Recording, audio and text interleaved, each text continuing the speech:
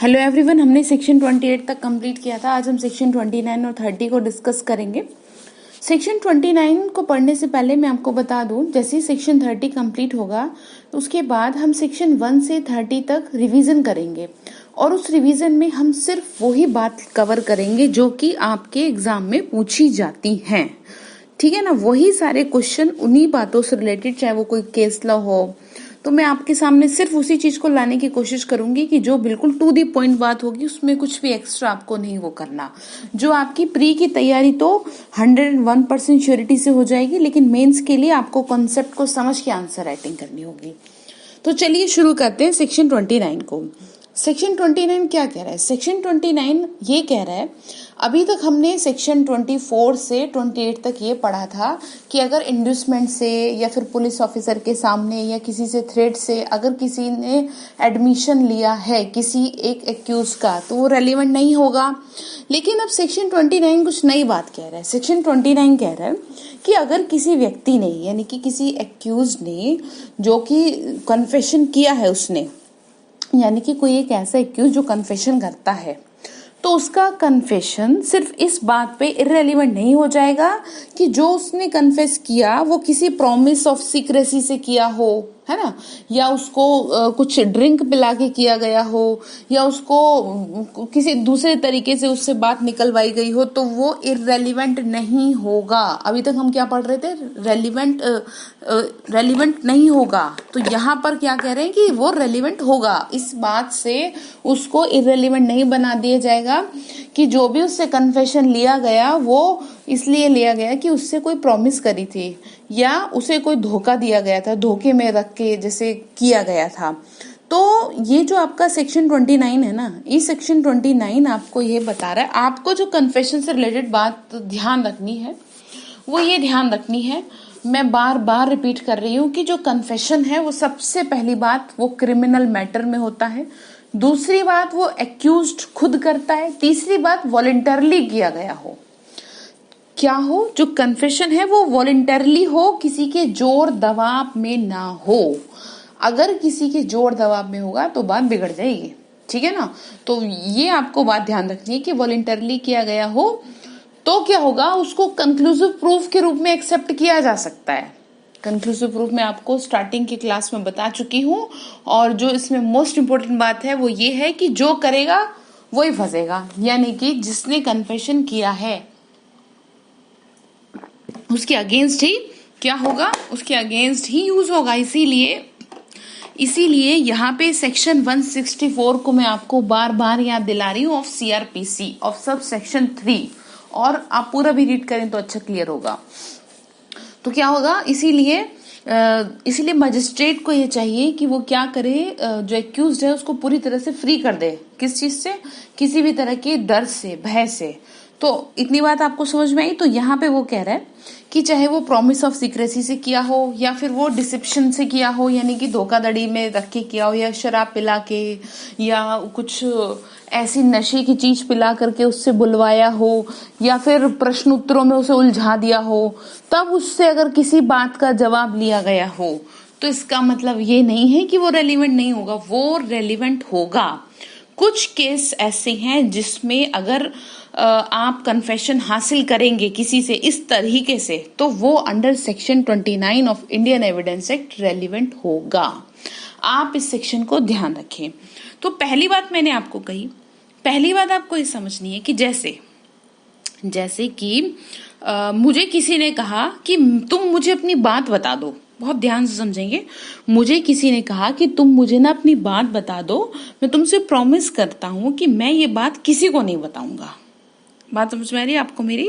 कि मैं ये बात किसी को नहीं बताऊंगा, मैं इस बात को क्या है, गुप्त रखूंगा। अब यहाँ पर आ रही है समझने की बात। यहाँ पर मैंने अपनी बात सारी बता दी, XYZ कोई भी हो सकता हो, ठीक है। अब मेरी बात जैसी उसको पता चल गई, कोई भी व्यक्ति जो कि मेरे से ये बात कह रहा है, और जैसे ही उसे पता चली और उसने क्या किया, उसने उसको बता दिया, ठीक है, और उसने उसको बता दिया, तो वो क्या हो जाएगा, कोर्ट में रेलिवेंट हो जाएगा, वो एडमिसेबल होगा, उसको मना नहीं किया जा सकता। क्लियर? अब दूसरी बात, फ्रॉड करके कन्फेशन लिया। फ्रॉड करके कैसे कन्फेशन लिया? जैसे कि आप घर में बैठे हैं, घर में आप बैठे हैं और किसी के साथ आपकी पर्सनल मीटिंग चल रही है, और उस पर्सनल मीटिंग में आपके घर के किसी नौकर ने या किसी और व्यक्ति ने, किसी घर के मेंबर ने ऑडियो पीसी भी लगा दी। ऑडियो पीसी भी समझते हैं ना आप, जो छोटी सी होती है बिल्कुल, आपका जैसे कि मैं बताऊं बहुत ही छोटी सी होती है, जैसे एक बिल्कुल रेत का कण तो नहीं, मतलब इसको ऐसे कहें कि जैसे एक छोटा सा स्टोन कह लो, आपको पता होगा आई होप। तो छोटे से स्टोन की तरह होती है, उसे कहीं भी रख दे और उसमें आपकी सारी क्या बात हो गई, उसमें आपकी सारी बात रिकॉर्ड हो गई। अब उस जो भी आपने मीटिंग करी उसमें सारी बात अपनी बता दी, जी मैंने यहाँ पे ये किया था, मैंने वो किया था। अब यहाँ पर वो क्या हो जाएगी, वो रेलिवेंट हो जाएगी, आपके अगेंस्ट चली जाएगी। अभी तक हम पढ़ रहे थे नहीं जाएगी, लेकिन कुछ केसेस में चली जाएगी। तो ये 4 बातों को आप ध्यान रखेंगे। तीसरी बात, थर्ड, शराब पिला दी आपको, कोई ड्रिंक पिला दिया, ठीक है ना। हालांकि ये बात कोई सही नहीं है, वैसे भी दुनिया में भी कहा कहते हैं ना कि वो नशे में तो हर आदमी सच बोलता है। तो यहाँ पे इस बात का मतलब ये नहीं है। यहाँ पे वैसे तो ये टोटली डिपेंड है कोर्ट की डिस्क्रिएशन पे। ये बात कोर्ट के डिस्क्रिएशन पे डिपेंड है कि वो जो कि आपको शराब पिला के या कुछ आपको पिला के, नशे की दवा पिला करके आपके मुंह से सच्चाई निकलवा ली, आपके मुंह से कन्फेस करवा लिया कि हाँ तुमने किया ना ऐसे, तुमने उसके साथ गलत किया, तो वो क्या हो जाएगी, रेलिवेंट हो जाएगी।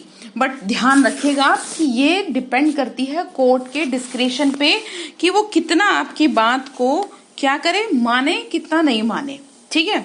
चौथी बात, सवालों के जवाब। सवालों के जवाब it means in answer to a question. कहने का मतलब ये है, जैसे कि आप देखिए कि जब किसी को अरेस्ट किया जाता है तो क्या होता है, उस पे उसके चारों उसको बिठा दिया जाता है ना, उसको एक बंद कमरे में बिठा दिया, उससे सवाल पे सवाल किए जाते हैं।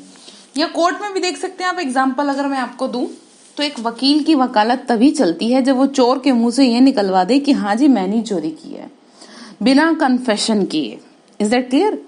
तो यहाँ पे मैं आपको ये समझाना चाह रही हूँ कि एक वकील होने का, आप एक एडवोकेट हैं। एक एडवोकेट होने का फायदा तभी है कि जब आप बातों में उलझा दें, क्योंकि पैसे किस बात के हैं, जो फीस होती है एडवोकेट की वो होती किस बात की है, वो इसी बात की तो होती है कि ऐसे सवाल घुमा फिरा के पूछना, मतलब उन्हीं की बातों में उन्हीं को उलझा करके उन्हीं के मुंह से क्या करा लेना, कन्फेशन करा लेना।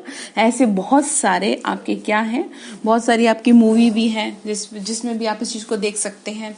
तो जैसे कि सीबीआई ले लो, एनएसए ले लो, और भी बहुत सारी ऐसी जांच कंपनी है, यानी कि जो कि आपकी बातों में ही आपको उलझा करके आपके मुंह से ही कन्फेस करा ले। मुंह से निकल गया ना, आपने अपने मुंह से कह दी ये बात, तो बस वहीं पे वो क्या हो जाएगी, रेलिवेंट हो जाएगी। अब यहाँ पे आपको एक चीज और समझनी है, जुडिशियल कन्फेशन मैंने आपको बताया था और एक्स्ट्रा जुडिशियल कन्फेशन।